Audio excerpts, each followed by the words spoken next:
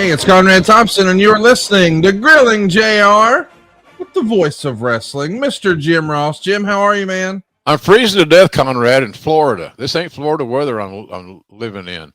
It's 60 degrees and wind out of the north. Wow. And it's funny watching what these Floridians wear when it gets just a little bit chilly. Parkas, scarves, gloves.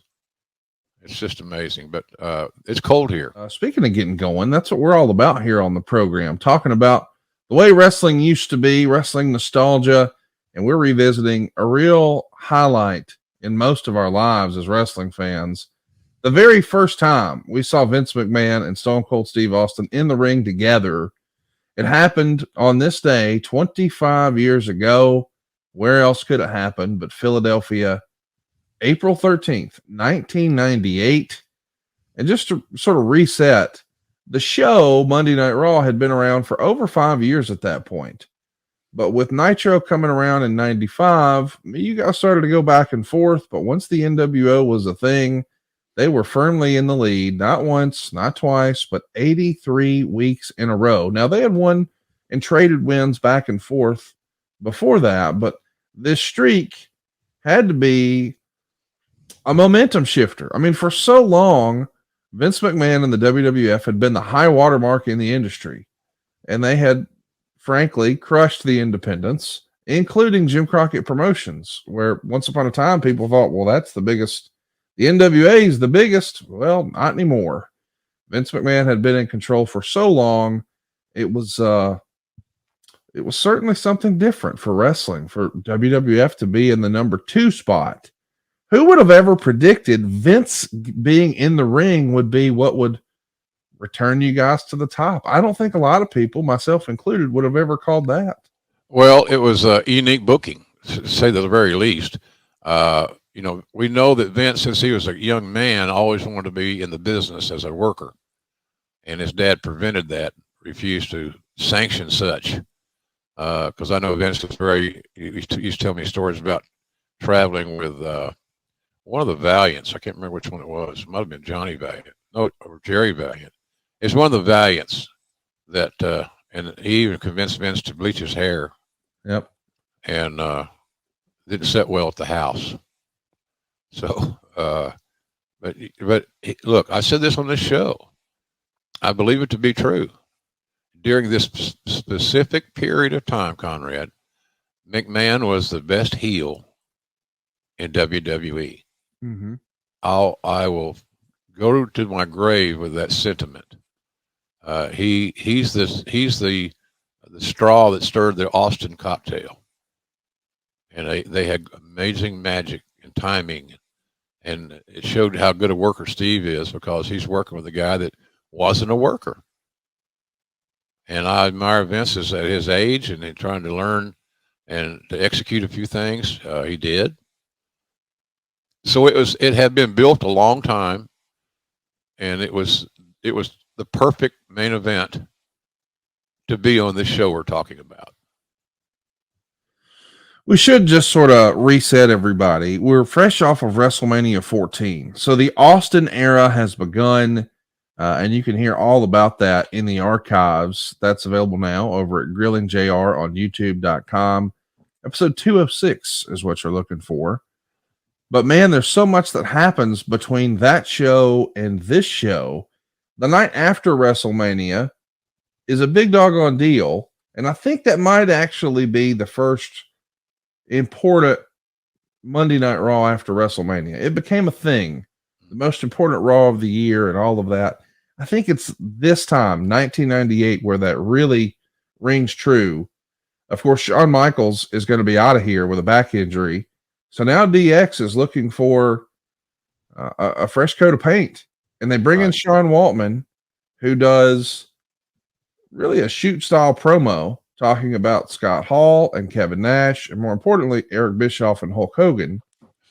And it gets everybody talking, and it really is effectively the first time someone, just remember the storyline of the NWO is these are essentially outsiders, aka WWF guys, taking over WCW.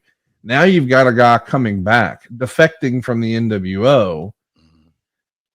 this is listen, I know that if Sean Waltman were debuting today, he'd be in every world title conversation. This was a different era, but him being able to come in and do these shoot style promos like this was big time stuff here in 98, was it not? Very captivating television. You know, Sean's he was looking for his break. And seemingly, God bless him, he's always looked for that break. And he's been so close on many occasions. A very talented performer, to say the very least. And certainly our condolences go out to him. He lost his little service dog, Lulu, and it's really adversely affected him. And my heart's out for him on that deal. He's a good kid. He's not a kid anymore. But he helped us. You know, he came in and he filled a void that we needed. We needed something new and something topical and timely, and he provided that. Good hand. Could work with anybody. We know that it's not just Waltman coming in, but for lack of a better word, Shawn Michaels had been the leader of Degeneration X. And just like in traditional sports, when someone goes down with injury, sucks for them, but it does create opportunity within the rest of the team. Right. Triple H is going to get elevated here and be the top guy of this faction. And of course, we know we're also going to involve in this same episode the New Age Outlaws, seemingly two journeyman guys who were kind of ships without a sail as the real Double J and Rockabilly. Now they're catching some steam as the New Age Outlaws, but pairing them together as sort of the new DX, this is where they're going to enjoy their most success as a faction. It was, for lack of a better word, it was Triple H's time here, was it not? Oh, yeah. Yeah, he was ready. He had prepared himself, and we had prepared on our end the things that we could control creatively. He executed everything immaculately. He was ready for this role to be the top heel in the company. And, of course, he had to somehow or another circumvent his father-in-law. How that was going to work out was still to be seen. But Triple H evolved into arguably the best heel in the wrestling. You know, for my money, he was. People still make comments on Twitter that, you know, JR really hated Triple H. Well, I never hated Triple H. My character, good old JR, the wrestling announcer, and Triple H, the overwhelming, overbearing heel, had issues. My job was to make people not like him. And that's what I was trying to do. And sometimes that's harder than said, because you got a guy that's got a great body, he's very athletic, tremendous timing, really, really good on the stick. That's the microphone for some of you newcomers. So he was ready. He was ready, and it was a perfect time, I think. And I think that whole idea, Triple H had a lot of input in that, but also I think that Billy Gunn, Scissor Me Daddy, and Road Dogg added a lot of creative to that. They're both veterans. They've been around. They had experience. They knew what would work for them and what would not. So it was a hell of a crew, and then we're leaving out China, and there was nothing like China. So, you know, it was a great faction, to say if you want to call it a faction. It was great, and I'm glad that we had the privilege of calling their matches and working with them. But I never hated Triple H. I don't hate him to this very day. For what reason? Now, I wanted to bust his balls whenever he was a heel, but I thought I was doing that to help him mature as a heel and make sure people did not mistake his abilities for goodness. He was an evil villain, and that's what I was trying to underscore with my angst. And I think it worked for a large part. Yeah, it worked. He became one of the biggest heels in the history of wrestling. And of course, Sean Waltman's signing means more than just a shot in the arm creatively. Meltzer would write that it sends a message throughout the industry that the WWF was willing to pay what had become market value for top talent rather than publicly cry during a boom period of an economic boom about the amounts of money their competition was throwing around. And that really had been the issue for certainly part of 95, but all of 96 and some of 97.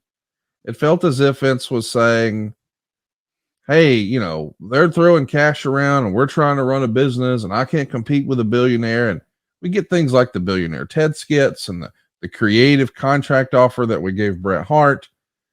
But Waltman now is, Meltzer says, maybe the first of what maybe many. I mean, because in this era, you had seen a lot of guys go from the WWF to WCW because supposedly guaranteed money, more money, and fewer dates. This is really the first one coming back your way. Did that feel important to you as the guy running talent relations? Well, it felt important in as much as we're getting a talented individual to rejoin our team, and a guy that's hungry, that had a hell of a wrestling mind, could carry his load in that regard very easily. So it felt good. It felt good. But I always personally liked Sean. I still do. So, and he was a handful at times, no doubt about it. I remember he came up to me one time and he said he got a check for an event. I don't remember what it was. And he said, God damn it, are you paying me by the pound? I said, no, I'm not paying you by the pound. So he was therefore unhappy with his payday that time. But at the end of the day, we made him happy. I put him in first class, which was a no-no in Vince's vision. I put Sean in first class because he had a bad back. And sitting in those coach seats for longer periods of time is agony. And then you get to the town you're going to, and you're stiff and you're stoved up, and I don't know who wins in that equation. If you can solve it by moving it up to the front of the plane, why not? It's not like we're going to go out of business because we upgraded Waltman from coach to first. He deserved it, number one. And number two, it helped his back and his medical issues. So that's what happens when you take all those crazy ass bumps when you're young. They come back. The residual effect of all these crazy bumps that these guys are taking, even today, it's all going to come back to them. And if they think they're the only one that's going to avoid any lingering issues, any collateral damage, they're very wrong. Do you recall there being a paradigm shift about the way you handled talent or the budget? I mean, it certainly feels as if there had to be one because we went from all I can guarantee you is opportunity, pal. Yeah. To now, nope. Here's the downside guarantee model. Was that something that you guys had a bunch of meetings about, or is it very abrupt and just, hey man, times are changing. If we're going to compete, we got to do X, Y, Z, go off from blank? I think pretty much the latter. Yeah. The fact that the society had changed, business had changed, wrestling had changed. Eric and his group helped initiate that change with guaranteed contracts and another zero or two here or there and yon. So, we knew what we wanted to do. I mean, we had to get competitive, and we couldn't allow our structure to prevent us from hiring good talents that were going to contribute to our brand. So, but I don't know if there was a lot of meetings. It's pretty simple. I mean, you got that's a accounting and events deal. So the accountants would work up a model to see how it's affecting our bottom line if we change theories, and it worked, and there wasn't a lot of options. So, but the downside guarantee, at least talent knew that they're getting a decent dollar guaranteed, and if they managed it correctly and lived off that and not on what they perceive the overage will be at the end of the day, then they're going to be all right. So at least that was our thought. I remember I've hired so many talents where they were getting not nearly what they were getting in WCW. Rey Mysterio is a good example. And sure love seeing him go in the Hall of Fame. He's such a lovable, good person. Yes. Good man. His boy's turned into a pretty good hand too. Dominic. It's hard to believe because I used to see him come to the shows with his dad and this little fart running around and taking bumps in the ring and having fun. So, but I told Reyes, I can't guarantee you what WCW is guaranteeing you. But what I would suggest that you do is that you finish out your contract there, take the time off, heal, and then when your contract's up, a few weeks before that, or a month before that, whatever you're comfortable with, you now sign a deal. But it won't be for as much. It's not going to be pauper's wages, but it won't be as much as you're getting guaranteed in Atlanta. So, and he went for it, and it was the right thing to do. It's good business for him. It's good business for us. And it's not like we paid him, like I said, field hand wages. He's still made a great living. I said, but where you're going to make your money is staying healthy and staying booked. And same thing, I had the same conversation with Chris Jericho.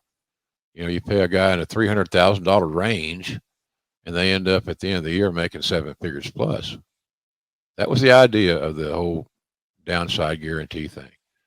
And it seemed to work out okay more often than not. When you do discretionary income, Conrad, if you were in a position right now to pay all your people what you felt like they had earned, right, you're going to have some departures because they're not going to agree with your theory.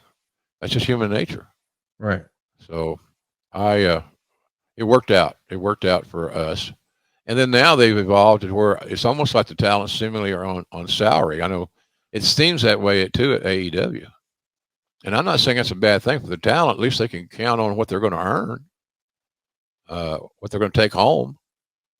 So it was an interesting progression, to say the least. But all we were trying to do is get it right and balance the books, and hopefully have as much money go to the bottom line as possible. Simple formula.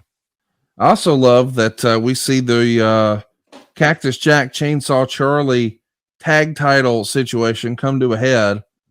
Even after the dumpster match, it's a brutal cage match here, where we're going to see Billy Gunn and Road Dogg join DX. There's so much happening on this Monday night after WrestleMania. Do you agree with me, Jim, that this might be the first major important, Monday after Mania? Arguably, yeah. Yeah. Arguably, I think you're right. It's hard to say the most or whatever, but I think you make a very valid point there, Conrad. It was huge, and I look at this, our notes, and it's just so good. A lot of guys are getting a chance to be stars. A lot of getting a chance to be main eventers. I don't remember what Billy Gunn and Dr.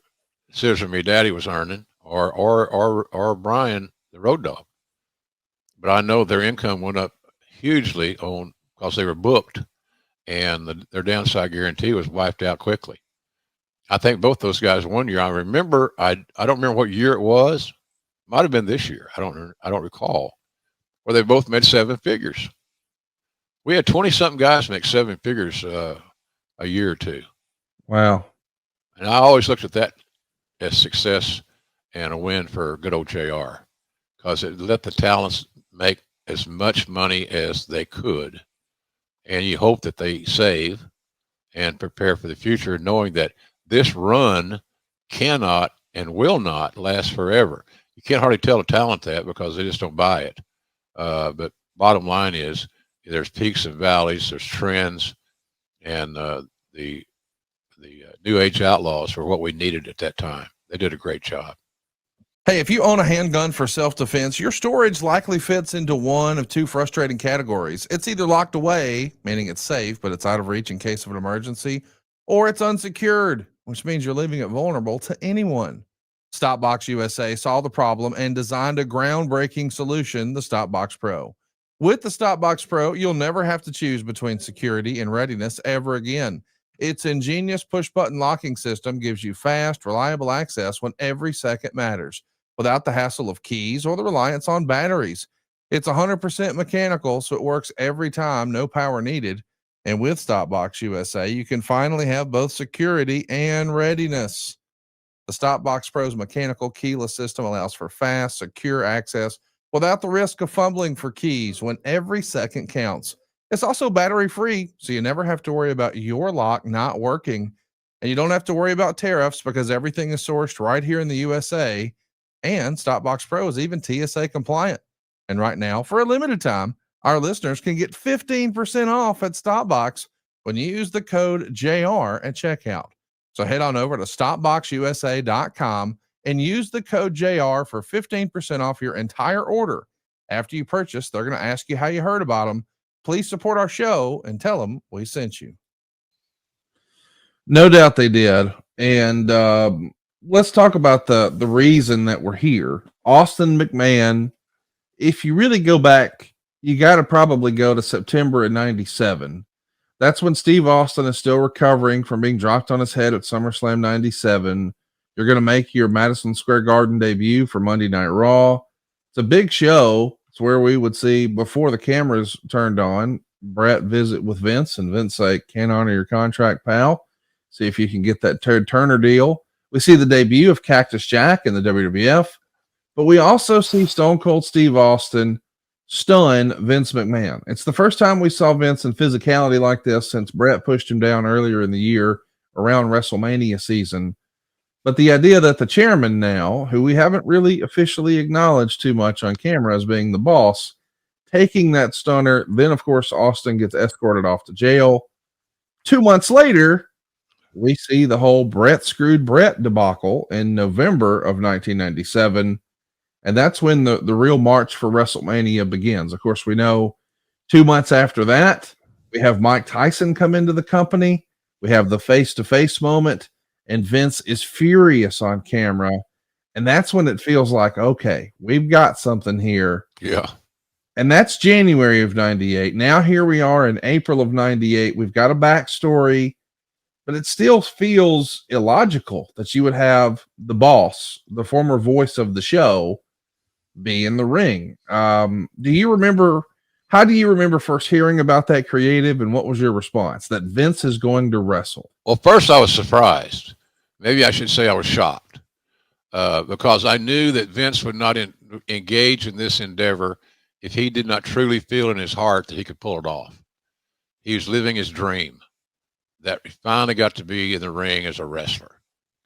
And so, you know, I was shocked. I was surprised, as I mentioned. He surprised me even more with this performance. And he, to Austin's credit and Vince's credit, they worked together to pull it off. But to me, it was a natural progression. It's exactly what you wanted if you felt like that the heel, i.e. Vince, was healthy enough and able to execute and protect Austin. We got to remember, when I talk about Vince being the best heel in WWE during that period, it was a pivotal period because it was all the preparation and the featuring, whatever the word you want to use, is all about Steve. And Vince knew his role. We got as much heat on Vince as we could in a variety of ways where he could impact and use his influence as the owner of the company to create an environment where Steve was going to say, "Take this job and shove it," type thing. So I thought it was good. They always had good chemistry. You know, I don't recall those guys spending hours before a show going over their shit. They kind of knew where they were headed, and then they ad-libbed the vast majority of it. They had an outline, but they had great chemistry, and they had a feel. They had a feel for their angle, and so it worked out real well. I thought it was, and the booking on this date, perfect. We needed it. It wasn't like, well, we can overtake them in the ratings if we do this. That was never discussed in my presence. But we all had a feeling that we got a chance if we pull this thing off. We got a chance to increase our ratings and maybe even exceed the competition. This was such a big moment in wrestling history. I mean, wrestling fans to this day still can't get enough talk about the Monday Night Wars. And we broke this down on Eric Bischoff's show, 83 Weeks, this past Monday. And we talked about all the records that WCW set on the way here. I mean, even in March, they're setting one record after another, just all-time highs. But you could really notice a pattern.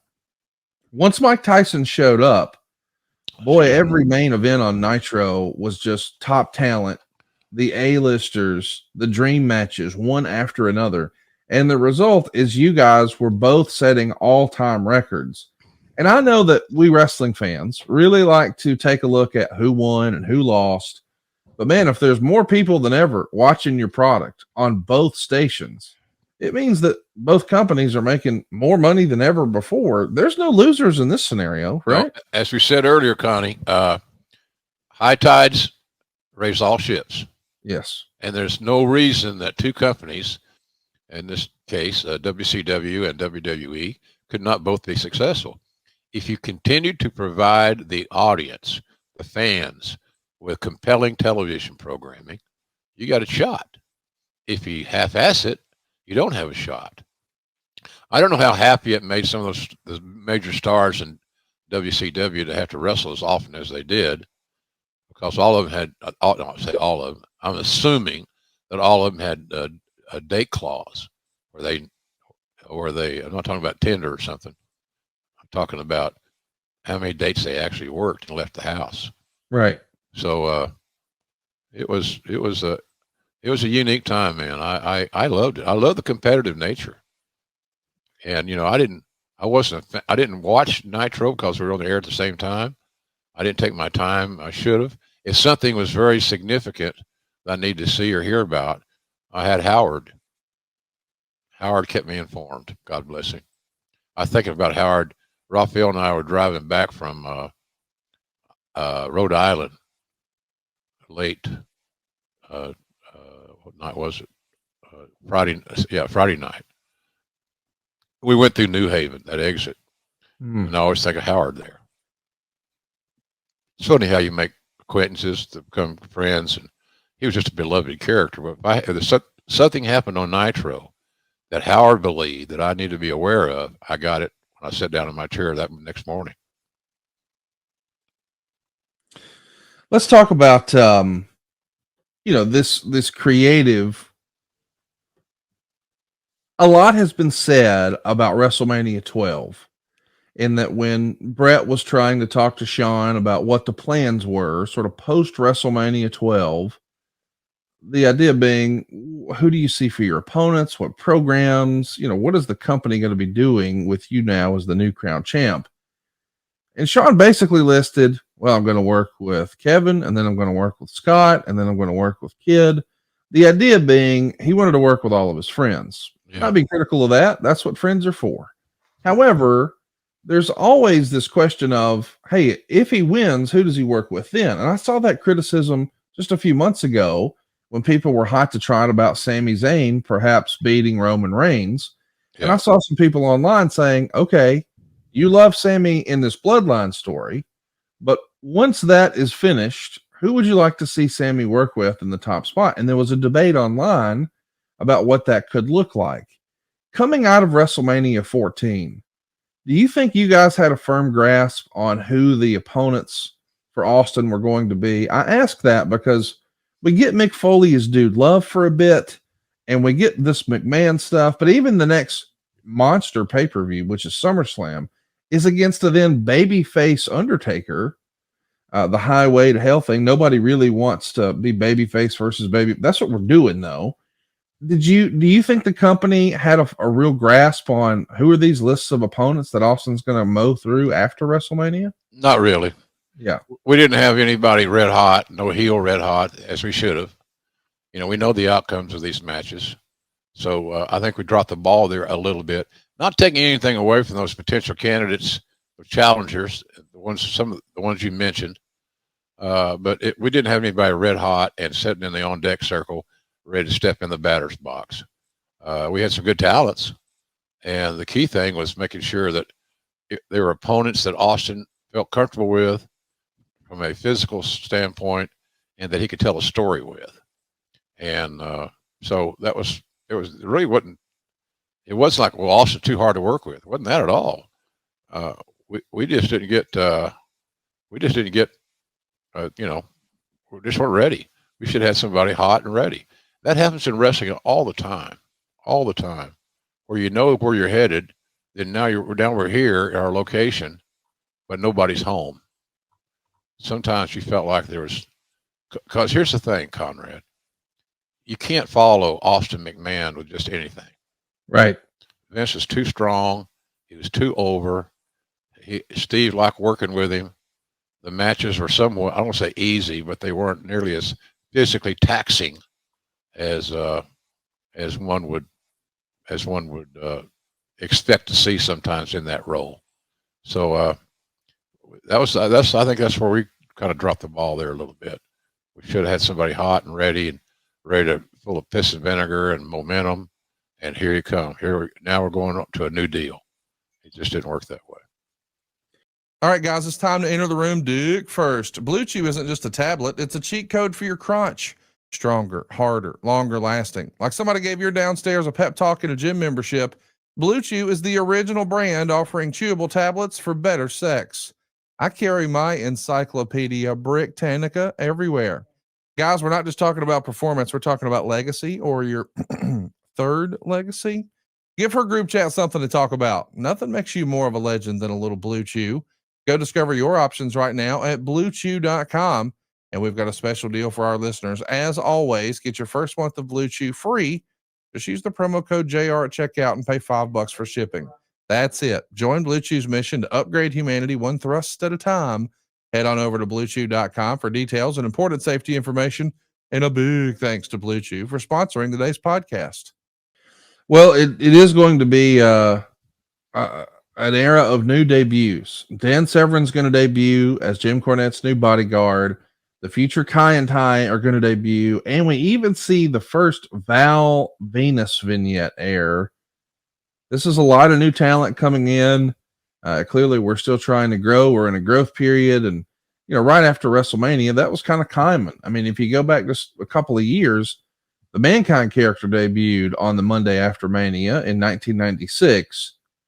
But 2 years later, we're not debuting Mankind. We're debuting Val Venus. You got a little old school in you, Jim. What'd you think of the Val Venus character? Well, it was a gimmick. Sean Morley is a hell of a hand. I always like his work. And he was reliable. All the things that a talent relations head liked.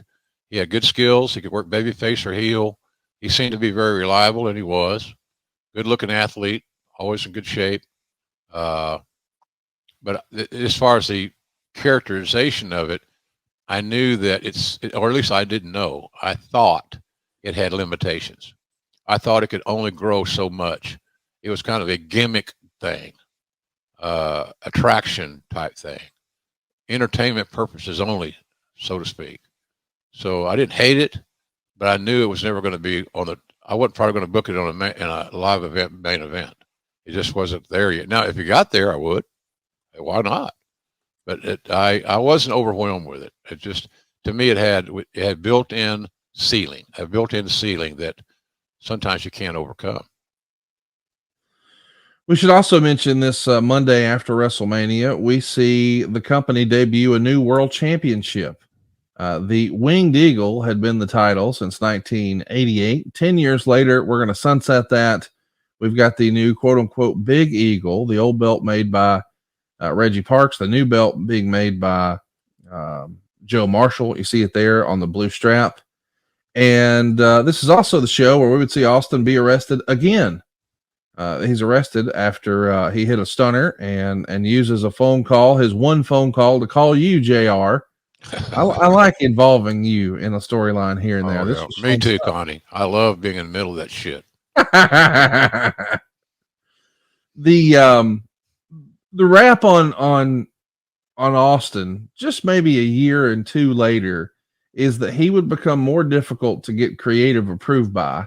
He wasn't always able to communicate what he would rather do, but he readily was able to share what he didn't want to do. Right. So if someone approached him and the creative he felt was less than, he would tell them he wasn't happy with it. He didn't like it. That's the difference in Steve and a lot of talents. A lot of talents, Conrad, had the same problems, same issues that Steve had, except Austin had a platform. Right. And his platform kind of stood above everybody else. So when he spoke, a lot of folks heard him. And again, it is I know it sounds so old school, and I date myself, which is probably not the thing for a 71-year-old guy to do. But it's simple. You got a great champion that's a babyface. So right. What is your biggest responsibility of the booker or the booking team, the creative unit? It's to create heels. create heels. If you had the roles are reversed and you had a strong momentum fueled heel champion, you got the same challenge. You got to get baby faces that people respect and that they understand has a potential to be the champion the next time that person wrestles the champ. Same theories. It's just a different presentation, and you take a different road to get to your same destination. So, but Steve had that advantage, and I, to be honest with you, it was challenging for me at times, but I had such a good rapport with him that we could communicate over anything, and that's what any talent relations person should strive to have. I think is open and honest communications with not just the star talent, but all the talent. And I can tell you from working in his booking meetings years and years ago when I was just a kid with Cowboy, he always add a little extra sauce, a little extra love to your top guys. Well, is that fair, Connie? I don't know if it's fair. Yeah, that's super It's the wrestling business. Since I got in the 70s, nothing like that's changed. You take care of your top guys. They're pulling the wagon. Jimmy Johnson, the legendary coach of the Dallas Cowboys, who led them to a handful of Super Bowls, had a famous story he liked to tell. And it's where they're showing film for the Cowboys. And of course, back then you used a projector, which meant you killed the lights. And so when they do that and the lights come back on, there's two people with their heads down on their desk asleep. He goes to the back of the room and wakes the guy up. It's a third string linebacker, as I understand it. And he says, "Hey, you think you're too good to pay attention in here? Pack your shit. You're cut. Get out of here. You're fired." Wow. He walks back towards the front, sees the other head down, shakes him on the shoulder and says, "Hey, wake up, Emmett." Emmitt Smith, of course, is the leading rusher in the entire league. Right. There are different rules for different folks here based on your contributions. And absolutely. We could say that that's not fair, but that's reality. If you're trying to run a team or run a business. But some fans don't want reality. Yeah. They don't, well, they want everybody to be good and wholesome, and this is the way you do things. Nobody's arguing to this if it's not the ideal world, but it's a real world. And that's how you handle things in the real world. You take care of those that are earning you the most money. It's professional wrestling. Everybody looks to see what's on the bottom line, because what all's accumulated on the bottom line affects their pay big time. Well, one of those top guys who's going to be getting a lot of pay is The Rock. He is now going to start his ascent to take over the Nation of Domination, that is, and he's going to take out Farouk. When the rating comes in, Raw does a very respectable 3.79 rating, but Nitro does a 4.19. And when you take a look at that, it looks like Nitro really dominates the last 30 minutes of the show. And that's the cage match over on Monday Night Raw, but it doesn't necessarily appear that Austin is guaranteed to be there. So maybe a lesson is learned here. Let's fast forward. Or I guess maybe we should time out there. You know, when you take a look at this show that we're going to be discussing here in a minute, April 13th, 1998, it's like a show-long thread where it seemingly starts with Vince and Austin.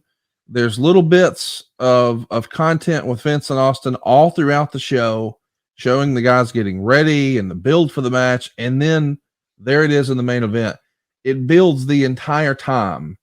And I understand that you're trying to serve a lot of different masters when you put together a show where you've got this incredible roster, a Hall of Fame roster, just one after another. You're trying to get everyone featured. And I know that's a topic these days. People say, "Oh, I haven't seen so-and-so in a while. Oh, they've got too many guys they can't feature, blah, blah, blah."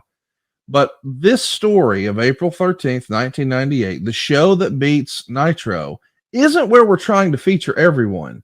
It's where we've got one great story that we can get the fans invested in. It starts with them, it finishes with them, and we've got bits and pieces throughout the show. There's a lesson in there, is there not, Jim? Yeah, it's good storytelling. Yes. It's good storytelling, quite frankly. And it was done correctly. Starting it off, getting everybody's attention.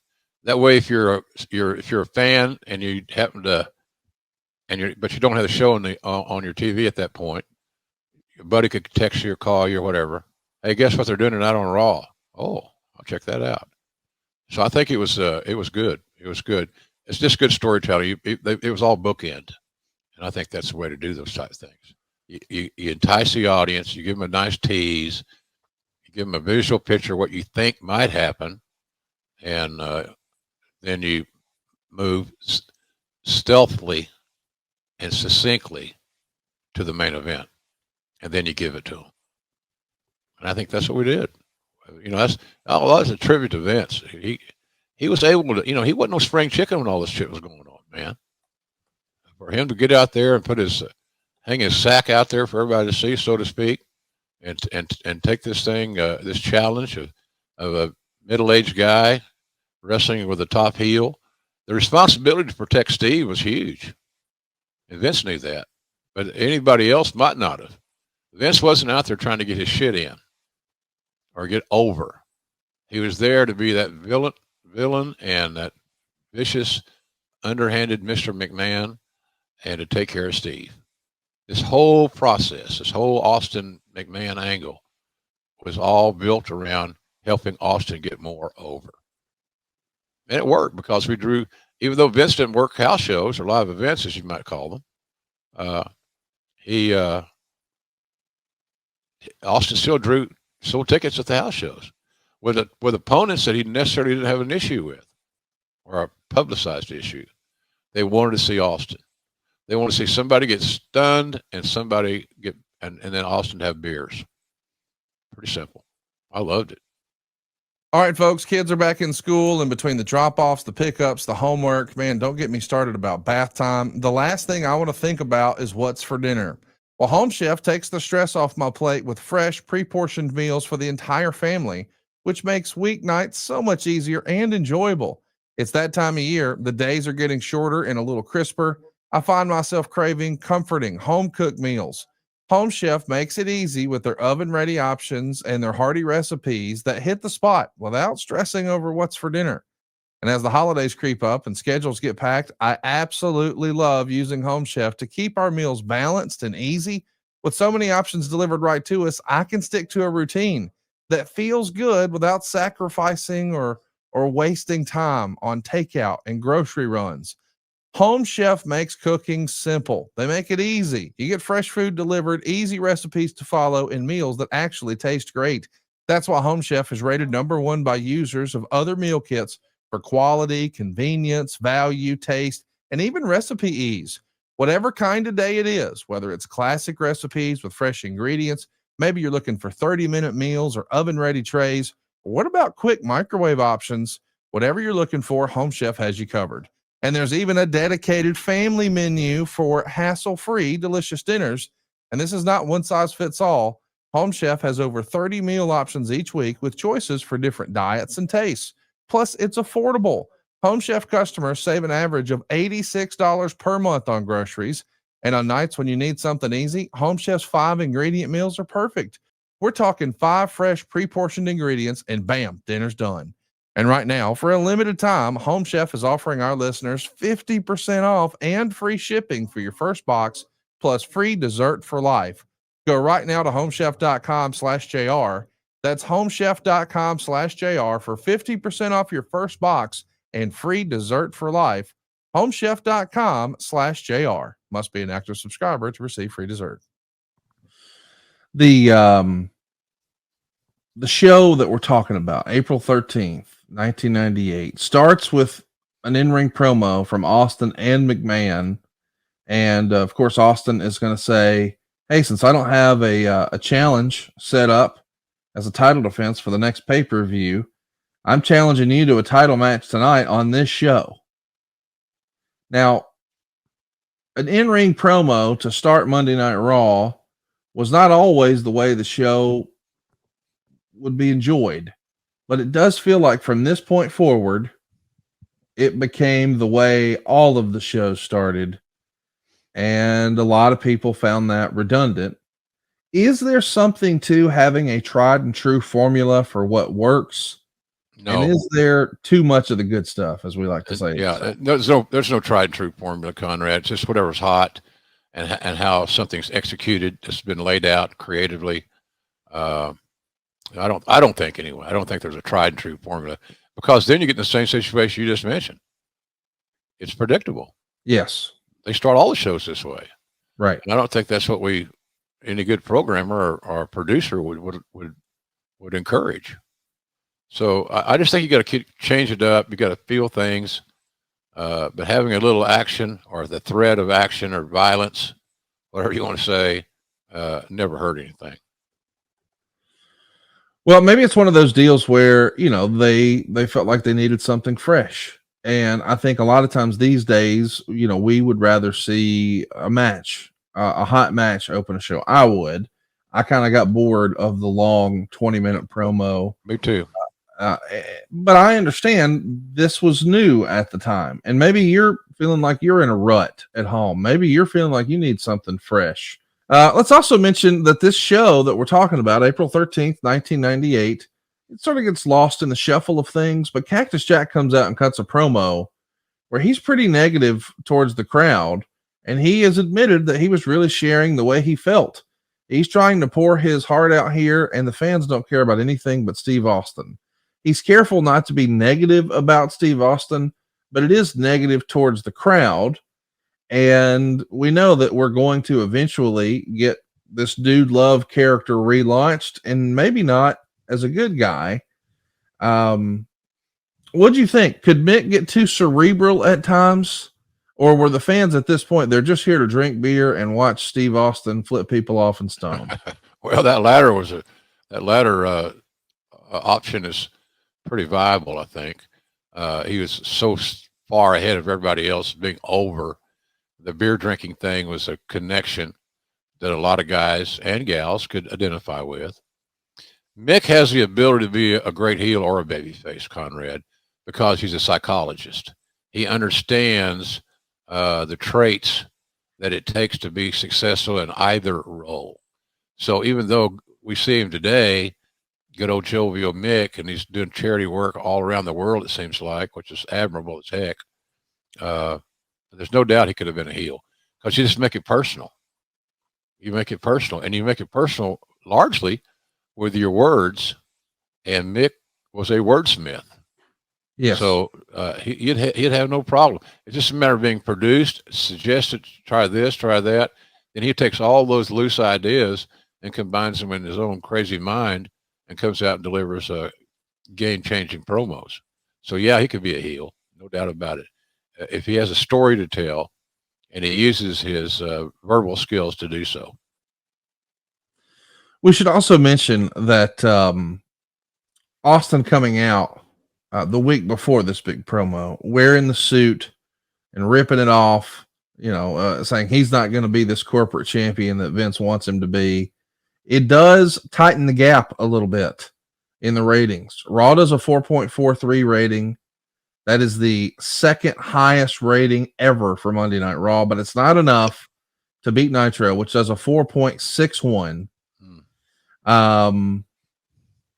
We get in this build to this main event on April 13th, 1998, a backstage segment where we see Shane really as a character for the first time. We had seen Shane as a ringside attendant, picking up Hacksaw's cape, or being a referee, or helping when there was a melee and he's running out in a suit at WrestleMania in his sneakers and trying to keep everything under control. We had seen all that stuff before from Shane, but this is the first time we see him as a character and being presented as the son of Vince McMahon. What do you think of Shane being on camera? He felt like a natural to me. Yeah, he was good. He was good. Always striving to please his old man. I never saw a son work so diligently to impress, you will, please Dad. I guess it's something we all should try to do in our lifetimes, please our fathers and our parents. But it's for a guy, especially pleasing as the old man, especially when it's an alpha male like Vince McMahon, it's a tall order. And it's been hard for Shane to, Vince seemingly put more faith in Stephanie's management abilities than he did Shane's. Rightly or wrongly, I don't know. I don't got no dog in that hunt. But Shane's a talent. He was a talent. And if he's produced correctly and he's in a certain well-defined role, he can do pretty much anything on the mic. And then we've seen he's a high spot guy. He's a daredevil. That I'm not overly signed off on, but because the inevitable is somebody's going to get hurt, and you don't want to be anybody, especially the Shane or anybody else. And of course, he's got a, what did he do? Tear his quad? Yeah, he did. He did. Yeah. Was that on Raw or a pay-per-view? That was on WrestleMania. Was it WrestleMania, really? Yeah. So that's 2 McMahon. Well, I guess if you count Hunter, that's 3 torn quads. Well, no, 4, because Vince tore both. Hunter tore 1. Shane tore 1. We got to get Linda and Stephanie to come tear their quads, and then we can round it out. I got a feeling that ain't going to happen, but probably not. It's an interesting mind thought.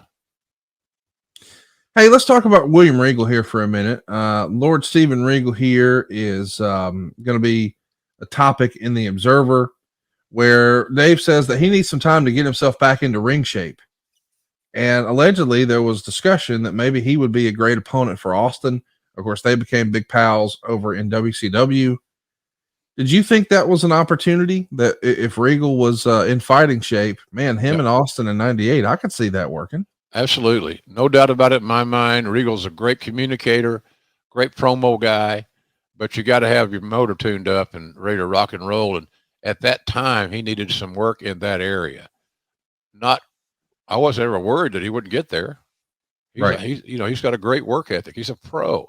And for an older pro to finally get this opportunity, if it were to happen, is a huge win for them. So I always have confidence in Regal. Still do to today. He's one of the best minds in the business. I absolutely love this next skit here. It feels real. And it is a great example of when Vince Russo was on fire, man. It's a tag match of, I hate to say it this way, but maybe underneath guys. It's Pantera and Mr. Aguila taking on Scott Taylor and Brian Christopher.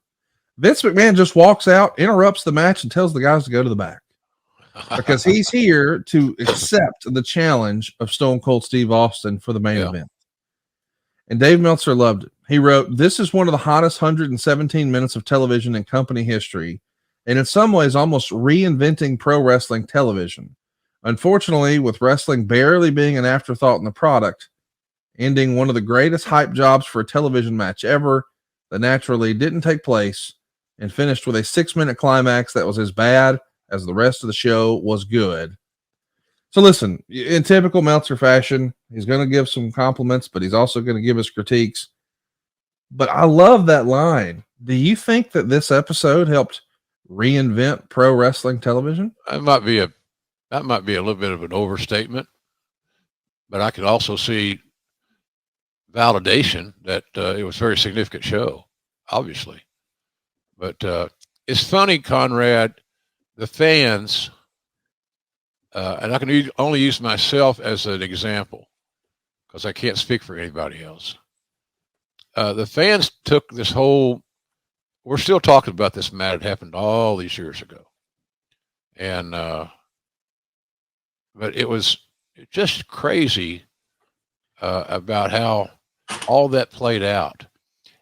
So I'll give you an example, a quick one. I never engaged in a lot of that stuff. I never watched their show back. Maybe I should have. Maybe I've been a better professional if I did. I don't know. But I just didn't. And I didn't take it as hard when we lost. How many weeks we lose? 83 weeks? That's what it was, right? That's the name of Eric's podcast. 83 weeks. So I couldn't stop. What's I going to do? Take Tuesday off and not do payroll so I could catch up with the dirt or watch tapes? That wasn't my tape day. My tape day was at the end of the week. That's when I looked at tapes of talents that wanted to come to work, or talents that were being recommended to come to work. All right, guys, let's be serious here for a minute. Life happens fast. You know, one minute you're driving home after work and the next you see flashing lights in your rearview mirror. Your heart skips, your hands tighten on the wheel, and you start asking yourself, what do I do now? That's when you need someone on your side. And with the Legal Buddy app, you can connect with a local attorney in seconds. Not hours, not days, but right when you need the help. Whether it's a DWI, a car accident, a criminal charge, or even just a traffic ticket, the Legal Buddy app puts real legal support right in your pocket. Imagine having an attorney on call, ready to help guide you through some of life's most stressful moments. And hey, by the way, this isn't a call center. This isn't a waiting game. It's direct access to a lawyer who understands your situation and your community, one who can step in right away. Think about it. When trouble knocks, do you want to face it alone? Or would you rather have the confidence of knowing a professional is already on your side? That's the peace of mind that Legal Buddy gives you. And here's how easy it is. Just go download the Legal Buddy app at legalbuddyapp.com. Register today and be sure to use the referral code LEGAL for your chance to win a $250 Amazon gift card. Life is predictable. Accidents happen, tickets happen, mistakes happen. But when they do, you don't have to go through it alone. The Legal Buddy app, always on your side.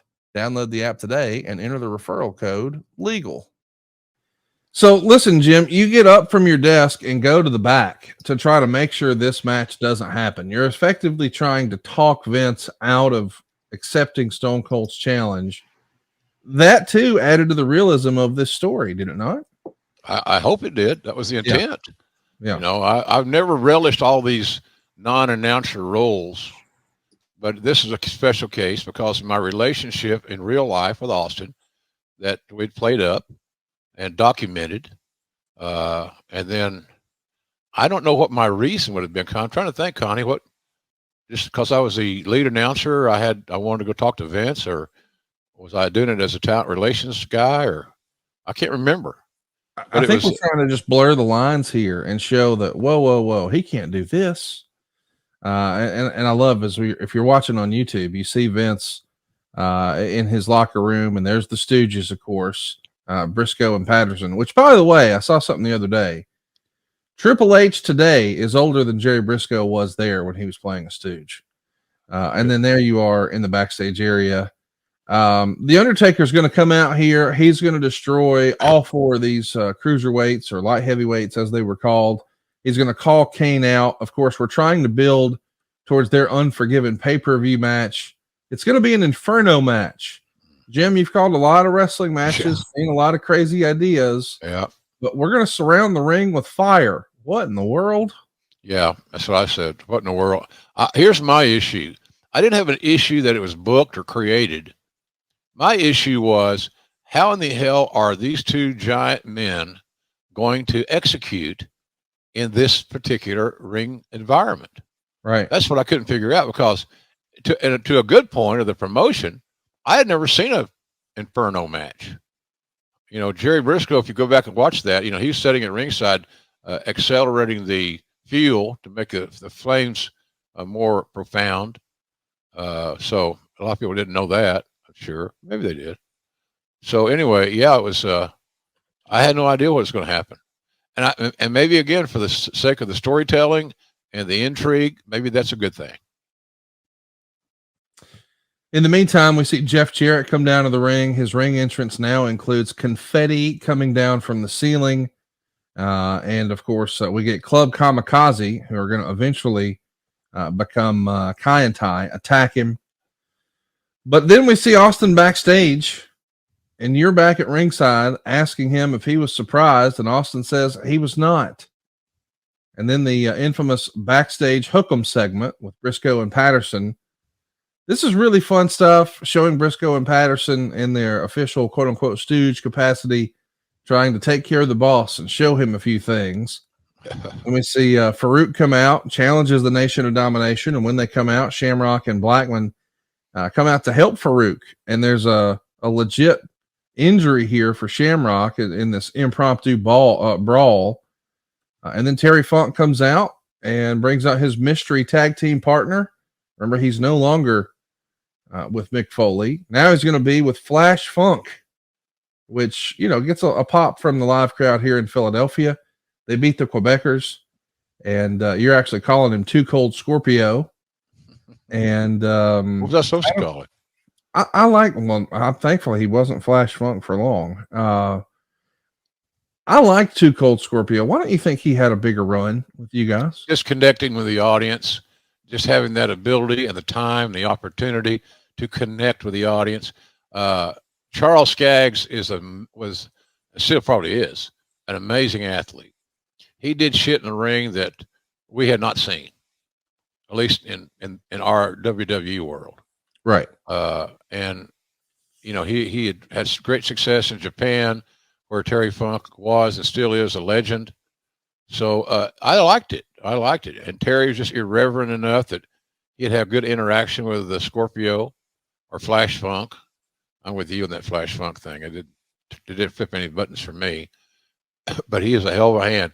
And if he had the personality, overt personality, to go with his, and maybe he did, just didn't get a chance to utilize it. But as he had with his athletic skills, we'd have had something there very special. I like Charles. He always worked hard. Next up, Luna's going to come out and challenge Sable, and then Goldust comes out dressed as Sable, and Luna is going to rip Goldust's dress off, leaving him in women's underwear. Sable's going to come out. They start ripping at each other. Crash TV, baby. That's what we're doing. Shamrock and Blackman are going to go to a double DQ with the new Midnight Express in a match that, wasn't all that great, but we do get a stare down with Shamrock and Dan Severn before the match, which could have been pretty fun, I guess. Yeah, it was planned to be fun. We wanted it to be fun. It never came together, unfortunately. Listen, I guess I'm just trying to illustrate the point that, hey, this is a huge show ratings wise, but it's not necessarily throwing together all this different talent, because some of this stuff just doesn't click. It doesn't gel. We're trying things, but what makes this show so landmark was this one big story. And I know that is like almost an age-old debate, Jim, about, hey, what's most important? You know, the stories or the matches? And there's a lot of, there you go. I mean, I think that tells the story plain and simple here. Yeah, stories. Stories are where the money is.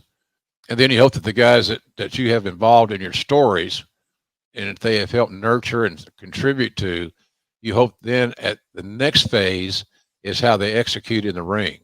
And then you certainly hope that they deliver in the ring as well as they did telling their story. It's got to be a package affair, but the story comes first, and then following it up with the appropriate physicality in the ring is the next step.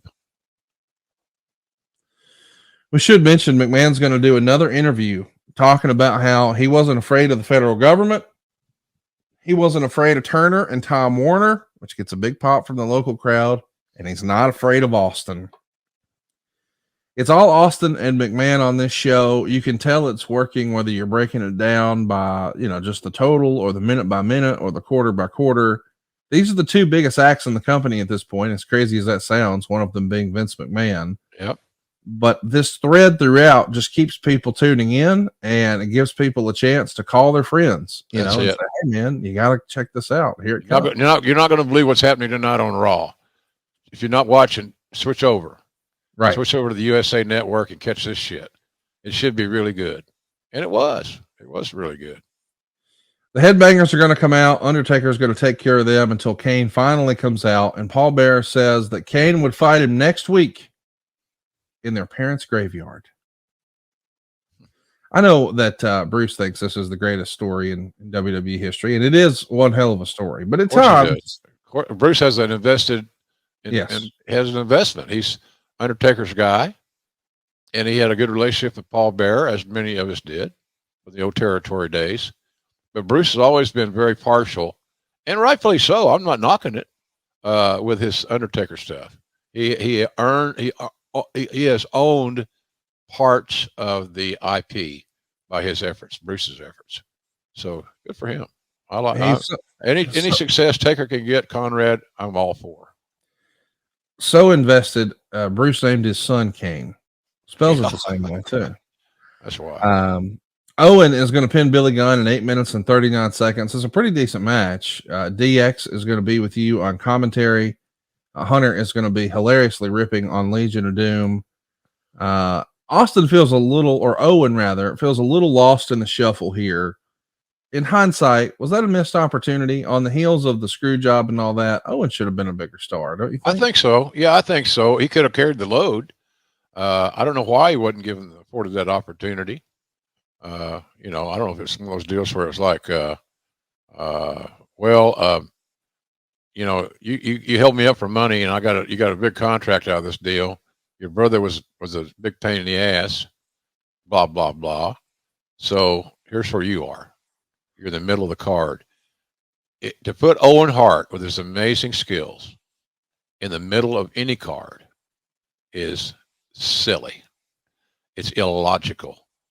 So yeah, I think we missed the boat on that deal. Owen should have been elevated more and had a bigger role. But unfortunately, that was not the case, and we missed an opportunity there without question. Do you think Austin would have been hesitant to work with Owen? Because given their story at SummerSlam, it feels like he could have been a top contender for Austin. The story's right there, right? Oh yeah. I've never heard, Steve's never shared with me that he would not want to work with Owen for any reason. I've never heard that. Now, he may have felt that way and didn't want it to get in the locker room because he didn't want to be a turd. I don't know. But Steve's never indicated to me that he would not work with Owen. Look, if both of them were healthy, and if Steve was looking for somebody, I know this sounds, what's the word I'm looking for? Crazy, I guess, for the guy that hurt him, who's actually one of the safest guys in the company. Right. So if you take that like the Olympic judging, eliminate the high and the low. What do you got? Well, you got a great match any night of the week, any arena, any venue, and it would be good. So we missed the boat on that, but that may have been, Steve may have said to Vince, said to me that he'd rather not work with Owen. So someday I'll ask him. All right, guys, by now, I love talking about old wrestling, and the only thing I like talking about more is saving people money. Legitimately, if you're in an apartment, what are you waiting for? Let your friend in the mortgage business show you how easy it is to become a homeowner. And I'm really talking to you. If you're a homeowner right now and there's more month at the end of the money, we can help. We're routinely helping our podcast listeners consolidate all of their debt into one much lower monthly payment. And I'm talking to you if you feel stuck making the minimum payment on your credit cards. Did you know that you can skip your next 2 house payments at savewithconrad.com? That's right. That's your single biggest bill, and you don't have to worry about it until December. But come December, what if you could pay your house off faster with cheaper monthly payments and finally pay off your credit cards once and for all? We're routinely helping our podcast listeners just like you do that for their family. And if you feel stuck making the minimum payment, buddy, we can help. You see, not only is the interest that you pay on those credit cards sky high, it's also not tax deductible. And I've always been of the mindset that once you owe it, it's up to you to figure out how to pay it back. Doesn't it make the most sense to pay it back at the best rate possible, at the greatest tax deduction possible? Find out how easy it is and how much money you can save right now for free. Here's the bottom line. The worst case scenario is you spend 10 minutes with us and we say at the end, hey, you know what, dude, you've got a pretty good deal. Just keep doing what you've been doing. But what if we could save your family $1,000 a month? Find out how easy it is right now at savewithconrad.com. And think about this. What if you applied that savings to your house payment and paid your house off faster? What if you could pay your house off 5, 10, 15 years sooner? We're doing it every single day, and we'd love to help your family do it today at savewithconrad.com, or just drop me an email at conrad@savewithconrad.com, or give us a call toll free at 888-425-0105. NMLS number 2129, equal housing lender, savewithconrad.com. Let's talk about the main event. It's finally here. It's an epic angle. Vince is going to come out strutting, man, without a shirt on. We've never seen him at this point, showing off how jacked he is. And Meltzer would write, as McMahon got ready in the corner, doing more of a UFC gimmick than a pro wrestler, Dude Love showed up, setting up his heel turn to apparently be Austin's foe at the April 26th pay-per-view from Greensboro. It could also end up being McMahon, although not as a secret foe. Love tries to stop the match, but McMahon shoves him down. Love tries to put the mandible claw on McMahon, but was stopped and wound up attacking and destroying Austin, who had one hand tied behind his back. The crowd reaction to this was heat, but the wrong kind. The kind they had when the unforgiving crowd booed as Bob Holly missed a Frankensteiner, and not the kind they had as McMahon delivered his heel interview earlier in the show. Fans were mad that the match that had been hyped for 2 hours was a fraud. And despite Austin having one hand tied behind his back, being pummeled, nobody cared about that aspect of the angle. While the hype was amazing, people leaving the building were mad. What'd you think? Is this a bait and switch, JR? Don't feel that way, Conrad. It's interesting. I'm trying to absorb your points there on this situation and this bait and switch thing. But I didn't have a bad feeling about this deal. Now, you got to remember my role's different than us as a fan. I got to get talents ready to go take the next step. Right. And I knew that Steve would have no issues working with Mick because Mick wasn't going to hurt him or hurt anybody. So it was a way to get Steve married to get Steve married to Mick, Dude Love in this case. Oh, Mike Chioda there on YouTube. Well, this YouTube thing's great.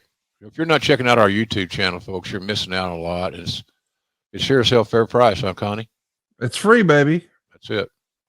So, but this is a hell of a night. I thought it got over good, And like I said, Mick can be a heel, but you got to you can't take all the hope away from the guy with one arm tied behind his back, and he wasn't going to let that happen anyway. So, I don't know. I don't think it was bait and switch, but I can see somebody making that argument. I just can't. I don't feel that. I mean, I would argue that it is a bait and switch, but at the same time, I asked myself, did I really think Vince was going to wrestle the match? I mean, we knew no matter what was going to happen, if Austin's got one arm tied behind his back and Vince comes down with a crew, whether it's Stooges or Dude Love, the inevitable is going to happen with one arm tied behind your back. But what was not inevitable is an all-time record. In a competitive situation, this is the most that people had ever watched wrestling ever. It's a 4.63 rating. It does a 4.3 first hour and a 4.95 second hour and a 7.1 share. Meanwhile, Nitro loses for the first time in 84 weeks. This is now week number 1 of WWE winning. Nitro does a 4.34 rating, which is a 4.43 for the first hour, a 4.23 for the second hour, and a 4.38 for the third hour. That gets a 6.97 share. Wow. So think about that, folks. When you combine both of those, you're talking over a 14 share between both shows.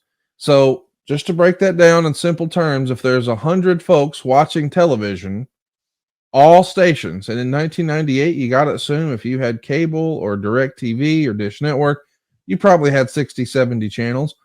Collectively, if there were 100 people watching, more than 14 of them were watching pro wrestling. This is great for the industry. Yeah, like I said, we've used this term again. High tides raise all ships. Yes. There was a keen interest. And I'll bet you, Conrad, that the indies during this time, the weekend shows, the armories, the high school gyms, and all those things, I would tell you, I'm just guessing, that they were also on an upswing. They were selling more tickets because this whole Monday night thing had created a huge awareness for this specific genre of pro wrestling. I loved it. I mean, this is such a great time. By the way, this is also an era where Nitro has a replay that comes on later that night. Right. And even that does a 1.3 rating. But of course, there's less people watching TV at that time of night. A 1.3 is still a 6.1 share. Now, I'm curious from your standpoint, because we've heard Vince Russo say before that when this news comes in on a Tuesday afternoon, all you guys are, I guess, together working on the show, working out thing, whatever it is. You're in the office. Yeah. And he says, allegedly, it came down something like this. Just another day. There's no big celebration. It's, hey, great job, guys. What are we doing next? Right. And that's what it was in this era. It's a windshield game, not a rear view mirror game, right? Yeah, absolutely. Well, like I said earlier, I alluded to this same thing earlier. I was so busy with things that had to be done. Right. Well, we should get this done this week. If I didn't work up the payroll, the talent aren't going to get paid. Can't do that. you sure as hell can't do that ever. And that never happened to me. My payroll was never late in all the years I was there because I knew how important it was for the talent. Excuse me, because some of them were living paycheck to paycheck. You got to pay for those big boobs for your girlfriend. What are you going to do? That's important, Jim. Important. Yeah, it's important. So anyhow, seriously, we just too busy to stop and enjoy. And that's probably a problem. I wish we had done that more often, but we didn't. And we worked for a guy that, it was about, what are you going to do for me this week? And maybe that's the right attitude for a chairman of the board to have in this role. I don't know. Probably is. By the way, I just want to remind everybody, the main event on the other side, which Tony Schiavone and I just watched yesterday on his podcast, What Happened When, was Sting versus Kevin Nash for the world title. It's pretty crazy to think about what Monday Night Raw is able to do here. The match that doesn't happen between Vince and Austin, just that match, that little quarter hour, if you will, does a 6.0 and a 10.2 share. It's in 4.41 million homes. Meanwhile, Kevin Nash and Sting is doing a 4.3 rating, and it's in 3,145,000 homes. That's good. So combined, you got a 10.3 rating and 7,559,000 homes watching television. You're talking more than 14 million people. This is just once in a lifetime stuff. I'm sure it seems at the time. You guys are both going to continue to get hotter through the rest of the year. But even just at the live gate, this is just a regular Monday Night Raw in Philadelphia. And there's 14,280 folks here paying over $250,000, 253 grand and change. Yeah. And you've got another $153,000 and change in merch, which is like $10.76 a head. Is this the hottest you've ever seen wrestling at this point? I think so. So. Going back and looking at the numbers, I think so, Connie. It was pretty amazing. And we're all happy. Those of us that have invested our life in pro wrestling, I don't know how smart that is. I'm kidding. But anyway, those of us that have become so committed to the product, from going from making $125 a week to now making, I was making well north of six figures. So my journey had been pretty amazing for an old fat Oklahoma country boy. So, but it shows you what hard work and commitment will do for you. You can't do that part-time. You can't work hard part-time. You can't. And some people work hard. They don't get the immediate results that they thought they should, and they stop trying. I never stopped trying, even though I had overcome chubby cheeks, Oklahoma drawl, 3 bouts of facial paralysis, et cetera, et cetera. Maybe I wasn't smart enough to figure out that this whole scenario just might not work, JR. I never looked at failure. I never evaluated it, never looked at it very closely. So, but I think it was the best. It was the best time. We were all making great money. All making great money. Talents are killing it. That's why I made that comment earlier. I think we had 21 talents in this era make $1 million that year. And that's $19,000 a week, Conrad. It's a lot of money. A lot of money. Jim, let's get to some questions here. Big Extra wants to know, who produced you and the King on the headset when Vince was busy on screen? Nobody. It was great. I'd love to see Vince written in the show all through the show if he could, but nobody. Kevin Dunn was there. It would help us if we needed it, or as far as traffic was concerned. Kevin never said what to say or anything like that. He was a very good producer, but he kept us abreast of the traffic and timing issues and things of that nature.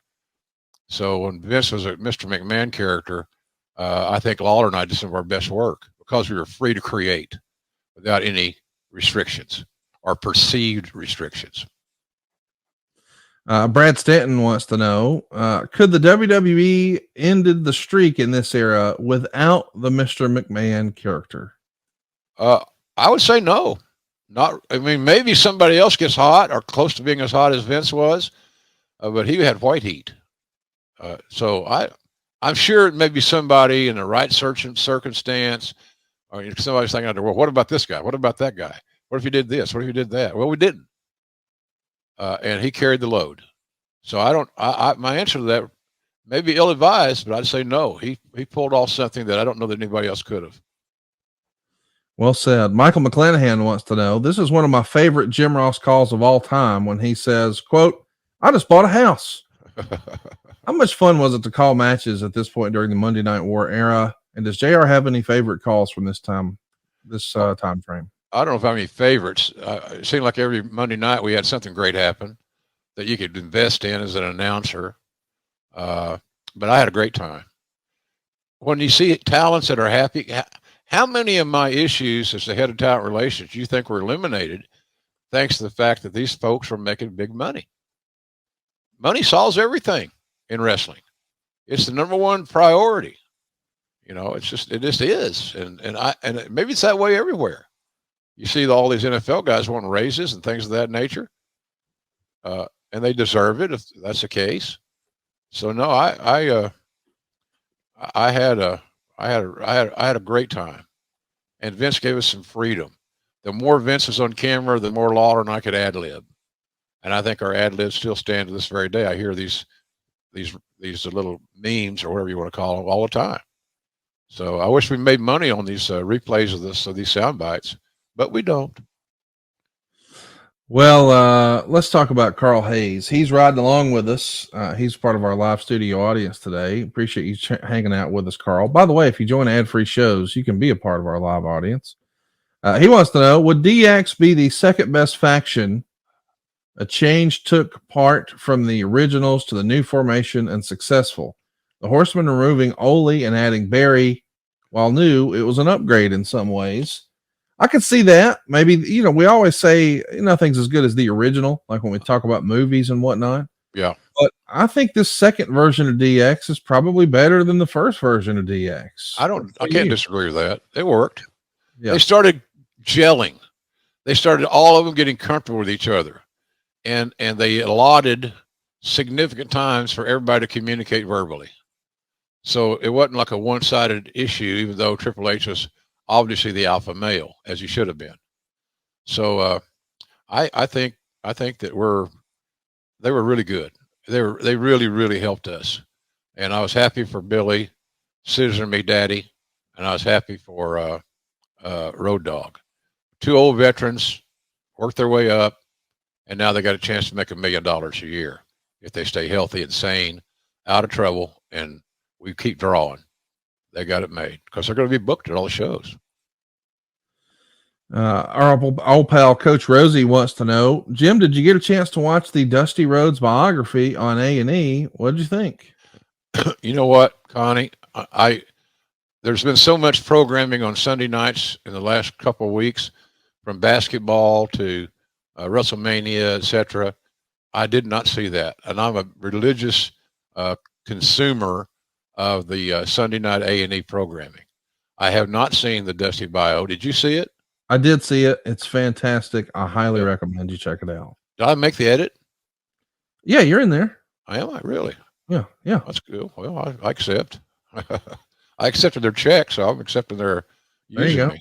Yeah. Why not? We'll do one last one, and this boy is a little controversial. Jeremy Driscoll wants to know, not apropos to the subject, but would like to hear Jim's response to Michael Cole's recent comments. Quote, I won't be a 75, 80-year-old man doing this week in, week out. Hashtag Red Ass JR. Well, to each his own. I'm in a situation, Conrad, where we've talked about this before. It's a unique thing to be alone. It's a unique thing to have your life partner not with you. Right. Sticking a Jan. So I work because I still love pro wrestling, and I love having somewhere to go every week. Michael's in a different situation. He's got a family at home. He's got a wonderful wife. I'm sure he saved his cash. He always was thrifty, and that's good. So, and I don't know how much longer he's going to go, but I don't perceive that as a shot at me whatsoever. Look, when I was his age, I would have never thought that good old JR would be doing a weekly show at 71 years old. Not Right. many have done this. Right. So I do it for my own mental health, and I do it because I love it. And, this is going to sound horrible, but I still think I'm pretty damn good at it. At least I That try ain't to be. horrible. That ain't horrible. So there you go. So I didn't look at it as a personal thing whatsoever. I like Michael. He's a good friend. And, we exchange texts from time to time.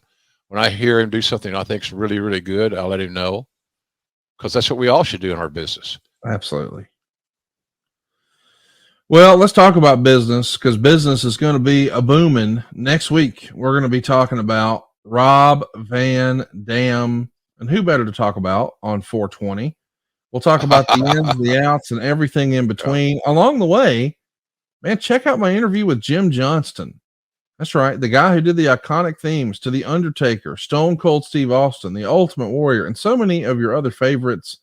He sits down with me to do a brand new Conversations with Conrad to take us behind the theme. And right now, you can get early and ad-free access to more than a dozen of your favorite podcasts, even be a part of our live studio audience. It starts at just $9 a month. And right now, I want to let you try it for free. That's right. A 7-day free trial right now at adfreeshows.com. Yeah, that's great. Want to give you a heads up, if your business is looking for men 25 to 54 years old, man, there's no better place to advertise than right here on Grilling JR. You've heard us do some of the same commercials year after year. And why is that? Well, because it really works. Yeah. And with our super targeted audience, there's very little waste. Go right now to advertisewithjr.com to find out more about advertising here on Grilling JR. Love to have your social interactions as well. You can follow the show on Twitter and Instagram at JR Grilling. You can find Grilling JR on Facebook. But the easiest way to keep up with us is over on YouTube. It's Grilling JR on YouTube.com. We've changed some things. I think you're going to dig it. It's a whole new feel. And speaking of new feel, we got a lot of new fun stuff over on our merch side of things. We've got grillingjrtees.com, but by God, Redemption. We got a fun new t-shirt there. The Voice of Wrestling, our Slobber Knocker tee, tons of fun stuff, including some tumblers, which are really fun if you're getting out and about. Maybe you're doing some road trips. Maybe you're going to be on the boat. Maybe you're going down to the beach. Maybe you're going to be hanging out poolside. Everything you need to represent your favorite podcast is at grillingjrtees.com. But this right now, Jim, doesn't feel like it. But before you know it, it's going to be grilling season. And that's jrsbbq.com. That's where you got to go for everything you need. I used some JR's all-purpose seasoning over the weekend. We grilled up some grilled chicken breasts on Saturday night. Ooh, that's good. Goodness. Hard to beat. And I got to tell you, Jim, before I fell in love with yours, I had another seasoning I liked. Slap Ya Mama. You ever tried that? Yeah, it's good. I like Slap Ya Mama, but I prefer yours so much more. Like, I couldn't tell you the last time we even had Slap Ya Mama. And I thought, that is a fun name, but the all-purpose seasoning, that's the home run. It's hard to beat, buddy. It's hard to beat on a lot of things. It's got a lot of versatility. I love for the fans to tweet us or Facebook us or whatever they choose to do or not, how they use these seasonings and our other products. Somebody sent me a text this week or a email. What the fuck? What did I get? I didn't get a text. I got a tweet. Jesus. Shit getting old. And they were talking about their wife for Easter made her traditional deviled eggs. And she used our mustard. Oh, there you go. And her deviled egg thing. And the guy couldn't quit raving about it enough. So there's a lot of diversity in this deal. I've said all along, and we've had a special or so on our Chipotle ketchup, that if you take a ramekin, that's a little bowl, and put some the sauce in it, and warm it up for maybe 20 seconds, it makes a great steak sauce. So anyway, there's a lot of ways to skin that cat. We appreciate the business. We appreciate you just simply going to our site and looking around. Father's Day is coming up soon.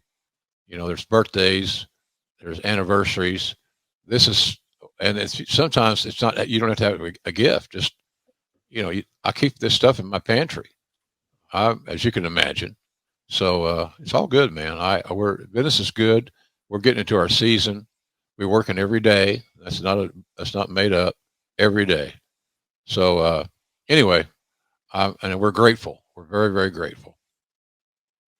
Check it out, jrsbbq.com. If you haven't already, try the Red Ass JR hot sauce.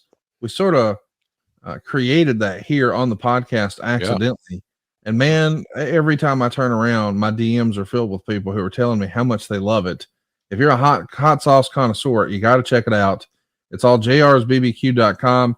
Jim, I don't know what I expected today, but it sure was fun revisiting one of the biggest moments in WWE history, Austin versus McMahon for the very first time.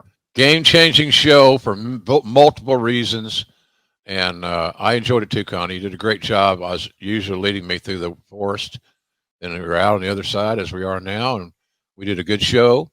We appreciate everybody tuning in, and we hope that you'll do this every week and let everybody know, hey, OJR's got a podcast. Yeah, he does. Check it out, boys and girls. Grilling JR on youtube.com. We'll be back next week. Don't forget to tune in tomorrow night. You're going to be watching the Voice of Wrestling on Rampage from Milwaukee. He's there each and every Friday. You don't want to miss it. And we'll see you next week right here on Grilling JR with the Voice of Wrestling, Mr. Jim Ross. Thanks, everybody. Have a great week. We appreciate you very much. Bye-bye. Hey, it's Conrad Thompson here to tell you a little more about what adfreeshows.com is all about.